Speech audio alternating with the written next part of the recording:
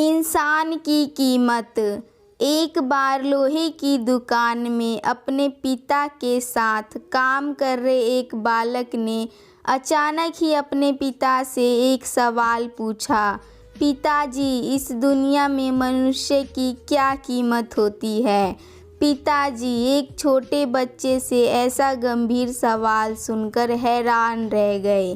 फिर वे बोले, बेटे, एक मनुष्य की कीमत आंकना बहुत मुश्किल है, वो तो अनमोल है। बालक, क्या सभी उतने ही कीमती और महत्वपूर्ण हैं? पिताजी, हाँ बेटे। बालक के कुछ पल्ले नहीं पड़ा। उसने फिर सवाल किया, तो फिर इस दुनिया में कोई गरीब तो कोई अमीर क्यों है? किसी की कम इज्जत तो किसी की ज़्यादा इज्जत क्यों होती है?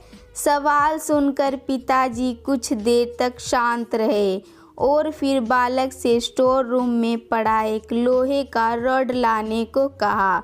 रॉड लाते ही पिताजी ने पूछा, इसकी क्या कीमत होगी?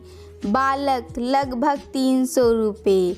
पिताजी, अगर मैं इसके बहुत से छोटे छोटे कील बना दूं तो इसकी कीमत क्या हो जाएगी?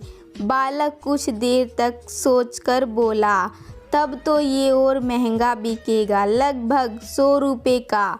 पिताजी, अगर मैं इस लोहे से घड़ी के बहुत सारे स्प्रिंग बना दूं तो? बालक कुछ देर तक सोचता रहा और फिर एकदम से उत्साहित होकर बोला, तब तो इसकी कीमत बहुत ज़्यादा हो जाएगी।